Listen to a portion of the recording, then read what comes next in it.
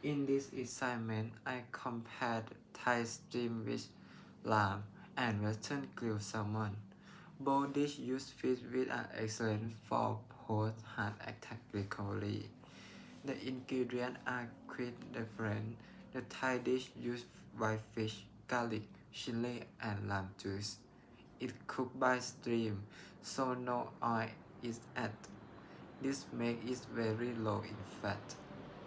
The Western dish uses salmon, asparagus, and olive oil. It's cooked by grilling. Although salmon are more fat, it is omega-3 which is a good fat for the heart.